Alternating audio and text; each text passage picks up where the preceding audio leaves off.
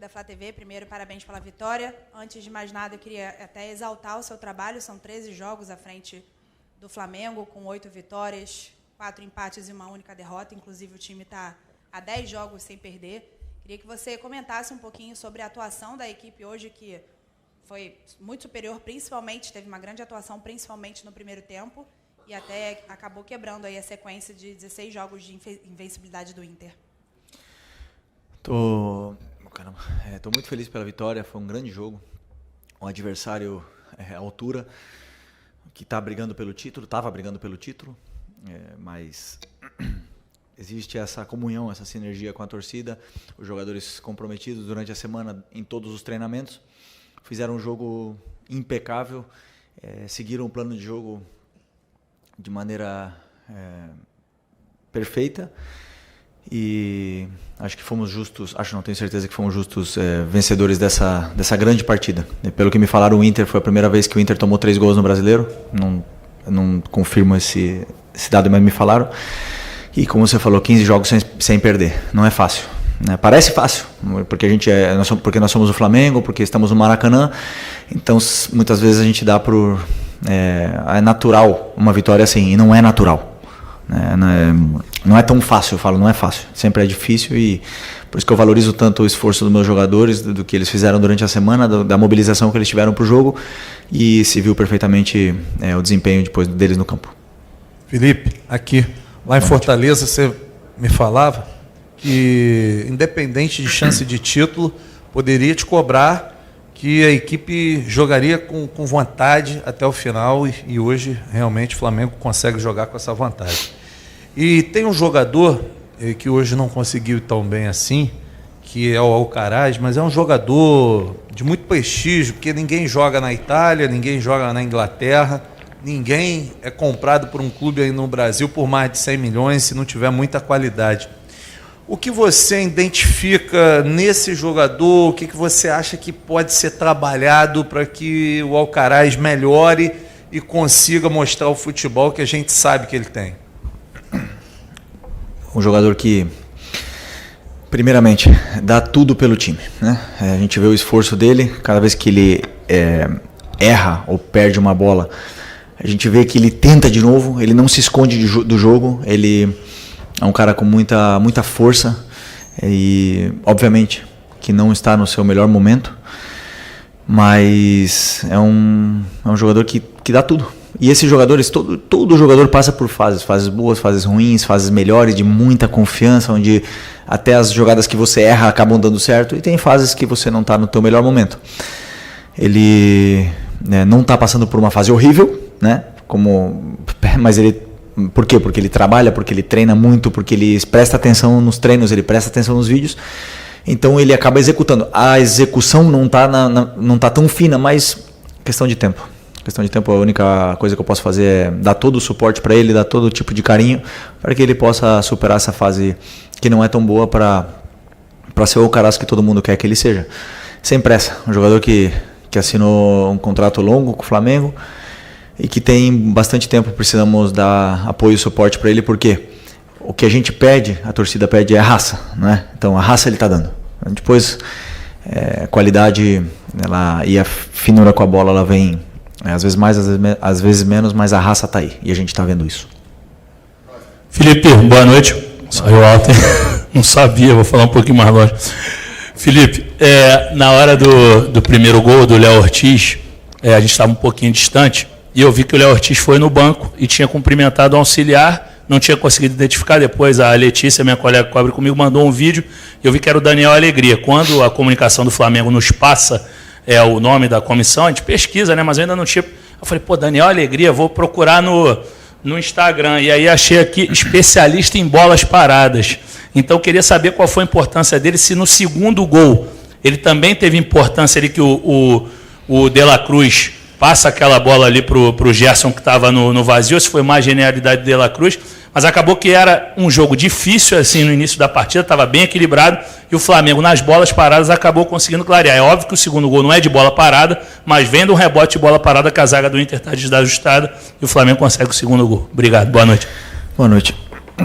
Já repito, né, eu penso que nós temos que sempre nos cercar de pessoas que nos ajudem, que nos aportem coisas, que nos façam crescer e te façam ser melhores, né? Então, claro que meu primeiro pensamento sempre foi juntar uma comissão forte e me complementar aonde eu não tenho, ou eu preciso de ajuda, né? Então, o primeiro caso foi do Ivan, que já falei para vocês dele, e o Alegria tá totalmente imerso na bola parada, é o cara que desenha toda a bola parada, que analisa, que faz as jogadas, que me passa tudo, vemos juntos e decidimos a melhor estratégia para a bola parada do jogo. Aonde, como você bem falou e frisou, a bola parada tem um fator muito importante no jogo, porque às vezes o jogo está bloqueado, como o jogo do Fortaleza foi, por exemplo, um jogo bloqueado, um jogo difícil, que por mais que a gente tenha chances, não foram chances claríssimas de gol,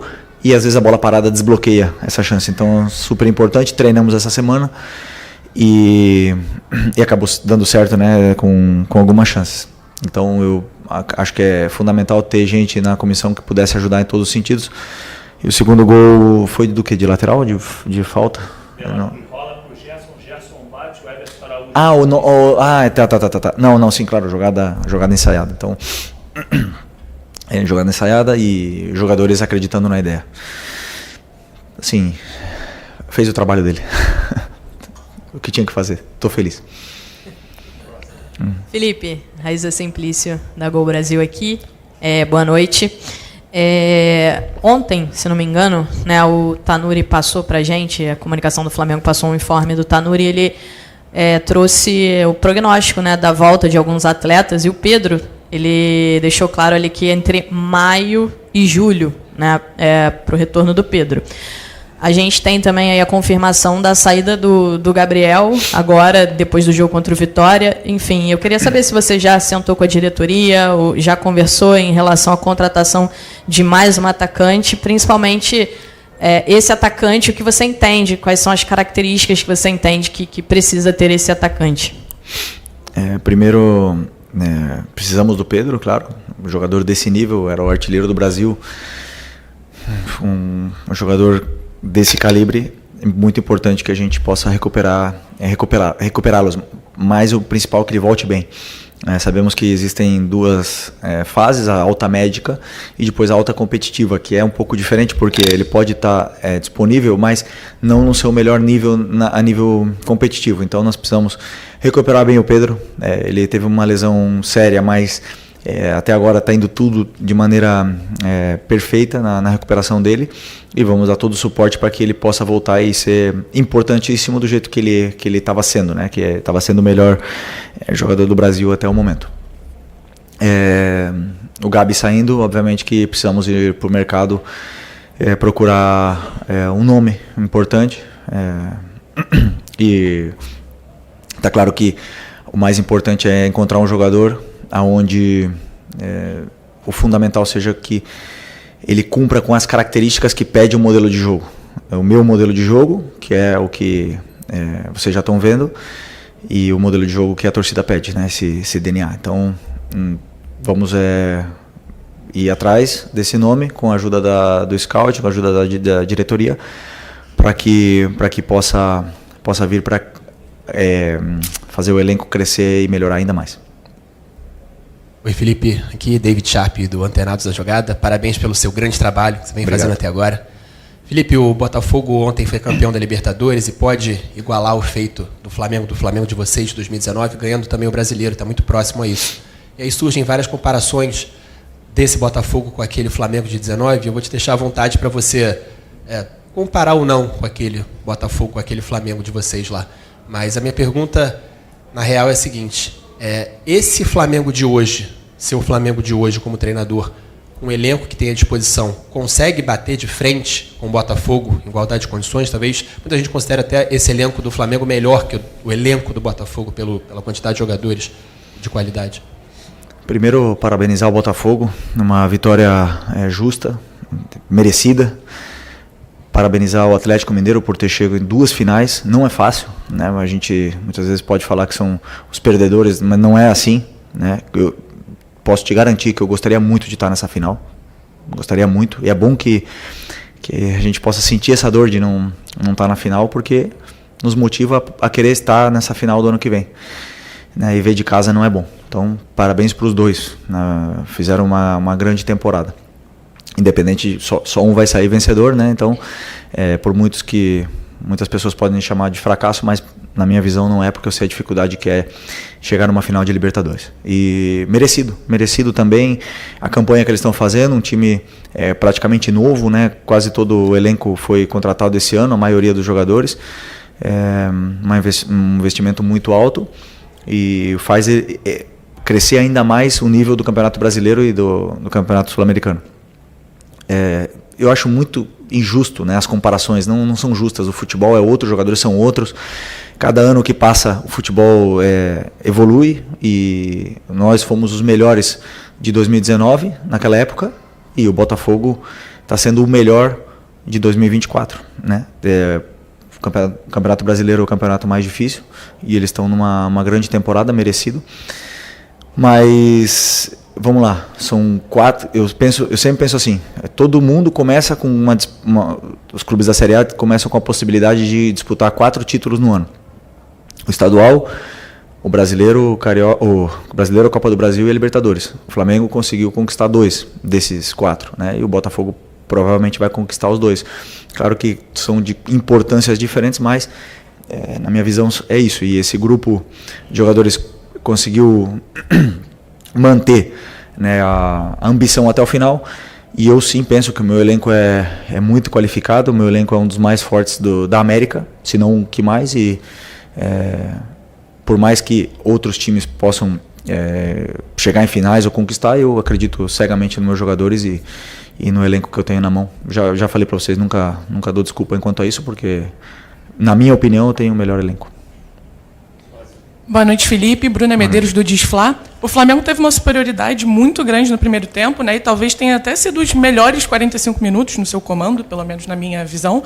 Mas no segundo tempo, né, mudou muito o cenário ali, o Internacional conseguiu diminuir, quase empatou o jogo, teve até algumas oportunidades. Queria que você explicasse um pouquinho essa diferença de um tempo para o outro. Obrigado. Então, feliz pelo primeiro tempo. Foi um primeiro tempo perfeito. Perfeito. O nível do plano de jogo saiu à perfeição, tanto a nossa fase defensiva como a fase ofensiva. Os jogadores estavam em todo momento onde tinham que estar, com uma liberdade grande, né, de movimentos e de relações curtas entre eles. Os ataques ao espaço estavam acontecendo da maneira que planejamos e o plano de jogo saiu à perfeição, né? Desbloqueamos o jogo com uma bola parada, fizemos 3-0 e o time não baixou em nenhum momento. Então fomos para o intervalo com essa vantagem grande. E a mensagem foi para a gente continuar atacando, continuar sendo verticais. E antes de tomar o gol, tivemos 2 ou 3 chances claras de gol. Então o nosso time não voltou mal para o segundo tempo. Nosso time voltou bem para o segundo tempo. E aí o Inter faz um gol, né? Porque nós estamos falando do terceiro, que até o momento era o terceiro colocado do Campeonato Brasileiro. E eles fizeram um gol. E claro que é um grande time. Claro, tem Alan Patrick no outro lado. Tem o Thiago Maia, que estava aqui no Flamengo, do outro lado. Tem o Valência, que estava do outro lado. O Wesley, que é um dos melhores pontas do Brasil, do outro lado. Obviamente que o Bernabé, que talvez tenha sido um dos melhores laterais desse ano no Campeonato Brasileiro. Então, obviamente que é difícil jogar contra um time assim. E eles acabaram fazendo o segundo gol. Né? O segundo gol teve toda essa polêmica, mas acabaram fazendo o segundo gol e o time soube sofrer, soube se defender até o final. Ainda assim, tivemos outras chances, para tentar fazer o 4-2, ou não fizemos, e a vitória para mim os 3 pontos têm o mesmo sabor, né? Claro que queria 3-0, queria 4-0, mas existe uma parte do futebol que o outro time também joga. Souberam nos pressionar no final e o nosso time soube defender e saímos com a vitória merecidamente.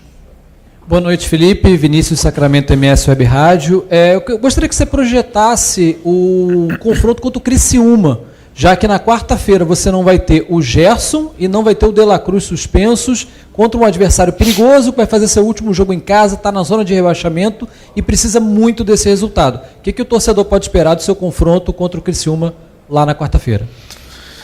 Pode esperar o que eles estão... que nossos jogadores falem no campo. É a única coisa que eles podem esperar, que a gente possa ir para Criciúma com os jogadores que que estão muito bem, trabalhando, estão com confiança, foram campeões, querem jogar, querem continuar melhorando, querem competir entre eles, estão treinando forte. Vamos para Criciúma para fazer um jogo do mesmo nível que fizemos de hoje, fizemos o mesmo nível que fizemos no Cuiabá contra o Fortaleza, e tentar vencer, que essa camisa ela exige vencer. Então, assim, não tenho nada a prometer, senão trabalho, preparar bem um jogo contra o Criciúma. É um adversário que vem numa fase que não é tão boa, está no rebaixamento, joga com nervosismo, e a gente tem que jogar com as nossas armas para poder vencer. Boa noite, Felipe. Aqui, boa noite. Gabriel Alfa, canal Paparazzo Rubro Negro. Felipe, nessa semana a gente vai ter o sorteio do Mundial de Clubes lá nos Estados Unidos, que o Flamengo vai ser representado, pelo presidente Rodolfo Landim e pelo Legend, que é o Diego Ribas. Eu queria saber se te animaria a possibilidade de no futuro você ter o Diego Ribas com você, seja na comissão técnica ou no departamento de futebol no geral, e se você puder falar também sobre a expectativa para esse sorteio, quanto pode ser importante para o caminhar do Flamengo nesse Mundial. Obrigado. O sorteio, para mim já é uma honra poder disputar esse Mundial. Isso quer dizer que a gente fez bem as coisas nos anos anteriores, que nós somos um dos participantes desse Mundial, Super Mundial de Clubes. Independente do adversário, vai ser muito complicado, muito difícil, só estão os melhores do mundo ali nesse torneio, e vamos, sem nenhuma dúvida, para tentar fazer um excelente torneio. Sobre o Diego, grande amigo, um dos melhores amigos que eu tenho na minha vida, e sei do qualificado que ele é, do inquieto e um cara que está sempre querendo melhorar, sempre aprender, sempre evoluir. E se um dia ele decidir trabalhar no futebol novamente, seria uma honra poder trabalhar com ele de novo. Mas, repito, não sabemos o futuro, não sei o que vai acontecer. Temos aí uma eleição pela frente que não depende de mim, não depende de nada. A única coisa que eu posso focar é na equipe. Então, as pessoas que estão agora estão ajudando muito, e as pessoas que estarão no ano que vem não é uma coisa que me preocupa nesse momento. Aqui é Felipe, boa noite. Marcos Martins, do canal da QSRN. Queria te perguntar sobre uma mudança de posicionamento no jogo de hoje envolvendo o Bruno Henrique e Michael. Na partida contra o Fortaleza, Michael inicia pelo corredor central e o Bruno aberto pela esquerda. Para a partida de hoje, ao contrário, Bruno por dentro e Michael aberto. Queria te perguntar primeiro o motivo dessa modificação e também se você observou que o rendimento de ambos foi melhor em comparação com o jogo contra o Fortaleza. Vou pedir desculpa porque não vou detalhar, tá? Porque tem muita estratégia envolvida nessa mudança, muito detalhe fino sobre o plano de jogo, então prefiro não abrir, mas simplesmente posso te dizer isso, que foi por uma estratégia, pela estratégia do jogo e pelo plano que nós tínhamos em função do nosso adversário que vinha pela frente. Pelo jogo contra o Fortaleza, para mim o Bruno Henrique fez um excelente jogo, né? O Marinho teve muita dificuldade em marcar ele, e o Michael também criou muito perigo, ajudou muito na pressão, e simplesmente faltou o gol naquele jogo contra o Fortaleza. E hoje os dois foram muito bem, também porque seguiram à perfeição o plano de jogo, como eu falei, acreditaram no que passamos para ele e acabou dando certo. Boa noite, Felipe, Vinícius, canal Vini Rubro Negro. Por conta das lesões, o De La Cruz acabou não sendo uma peça tão importante assim na conquista da Copa do Brasil, por exemplo. Foi um jogador que desde que você chegou, você teve até uns jogos com ele, mas não foi aquele jogador crucial que poderia ser no meio campo. Hoje ele entrou, fez a sua primeira partida como titular depois da lesão e deu uma assistência, criou outras boas chances. Queria saber o que você espera do De La Cruz para 2025 e a importância de ter um meio campo com grandes jogadores como Gerson, De La Cruz, Arrascaeta e até o Alcaraz. Permita-me discordar, o De La Cruz foi muito importante para mim na Copa do Brasil, muito importante. Primeiro jogo contra o Corinthians aqui, fez um jogo perfeito. O segundo jogo na volta se esvaziou até machucar. Um cara que não pediu para sair, estava com dor, estava provavelmente já com uma lesão e jogou tudo que aguentou. E ele fez parte do processo onde o Everton melhorou e cresceu também. Porque quando um jogador está fora, no caso do Everton, e vê Eric e vê De La Cruz jogando, ele também aprende. Então, para mim é muito importante. O De La Cruz, o Everton, o Alan, que vem jogando menos, os jogadores, os meio-campistas, no caso o Gerson também, que pode jogar aí, para mim são o coração do meu time. São os jogadores mais importantes e eu preciso muito deles. Então, para mim é muito bom poder recuperá-lo, que ele recupere sensações, que hoje ele fez tudo também que eu pedi e o futebol dele cresce. O futebol de 2 volantes que jogam se penetrando tanto, cresce. Então a gente vê que o Everton está crescendo muito, o Nico vem jogando cada vez melhor, o Eric, nem vou falar dele, assim, jogador de nível Barcelona. Então, e quero muito poder recuperar o Alan também, essa qualidade que ele tem. Então, assim, estou muito feliz e bem servido com os volantes que eu tenho. Felipe, aqui à sua esquerda, Renan Moura, da Rádio Globo CBN. Queria saber qual é o planejamento que você traça para o Gabigol nessas últimas 2 partidas, quais são as lições e o saldo dessa relação, já que não é o fim de uma carreira, né? Mas sim o fim de um ciclo que ele completa, né? Deixando aí a alcunha de um ídolo com a grandeza de um clube como o Flamengo. O Gabi, todo mundo sabe o carinho e o amor que eu tenho por ele. Um cara que eu quase considero como um filho, né? Mas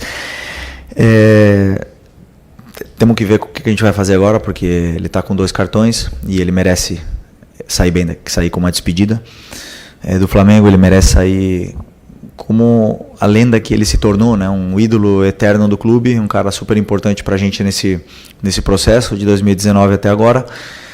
E vamos ver como a gente resolve essa situação para o último jogo, para que a torcida possa brindar esse amor que tem por ele, esse carinho que tem por ele, e que ele possa receber de volta todo, né, o carinho que ele deu para todos, porque ele é parte, história viva do Flamengo, e eu acredito que sim, ele merece sair bem. Não está se aposentando, como tu falou, mas é um cara que merece o carinho de todos. Boa noite, Felipe. Léo José, do Coluna do Fla. Uma das principais queixas da torcida é a falta de finalização em alguns momentos, né? Finalização quando o time tem a clareza para chutar, às vezes acaba dando um toque a mais. Contra o Cuiabá, aí vai uma visão pessoal, contra o Cuiabá eu notei que faltou um pouco mais de finalização certa em alguns momentos, contra o Fortaleza também. Aí vou dar o exemplo do Michael, contra o Cuiabá ele conseguiu driblar 2 vezes lá a zaga, né, do Cuiabá em 2 jogadas e não finalizou.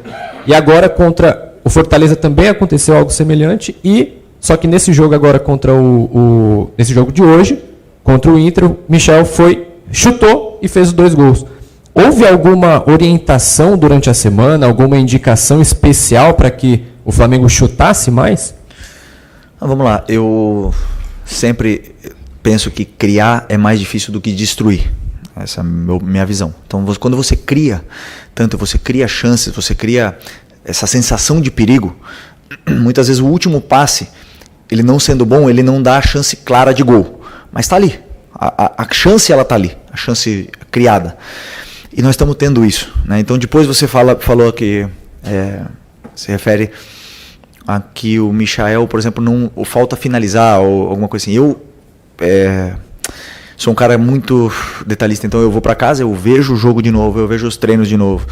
E eu vejo se realmente ele poderia ter finalizado. E eu até hoje, o Misha, assim, não teve uma chance clara realmente na frente do goleiro que ele não tenha finalizado. Sempre tem uma perna a mais que ele quer tirar para poder chutar. Ele quer limpar um pouco mais a jogada e quer chutar, mas é um cara que cria muito pro time, ele dá muito perigo, é muito difícil marcar o Michael. É um cara que se desmarca o tempo todo, ele tá atacando o espaço, ele vem no pé, ele faz contra-movimentos. Então ele cria muito. E por incrível que pareça, hoje criamos e fizemos 3 gols, né? Fizemos 3. No outro jogo, as outras perguntas foram que o time cria e não faz. E eu falei, é a mesma coisa.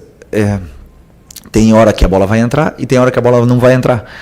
Depende do dia, depende do adversário, depende da chance ou do momento do jogador, depende de tudo isso. Mas que o time está criando muito. Meu objetivo é que crie o dobro. A única coisa que eu posso fazer para os jogadores se sentirem com mais confiança é que criem o dobro do que estão criando agora. É a única coisa que está no meu controle. Depois, dentro do campo, a qualidade é deles. Okay. Professor, última pergunta aqui. Beleza. Boa noite, Felipe. Sidão Marinho da Litoral News. Queria voltar no assunto do Super Mundial do ano que vem. Porque você pode ter um grupo com o Simeone do Atlético de Madrid e quem sabe o Jorge Jesus do Al Hilal. Claro que é sorteio, né? Não tem como adivinhar, mas você gostaria dessa possibilidade? Queria que você aprofundasse um pouco mais no objetivo do Flamengo dentro dessa disputa. Tem 3 equipes do Rio de Janeiro. Se isso também pode mexer um pouco mais com essa rivalidade da performance da equipe.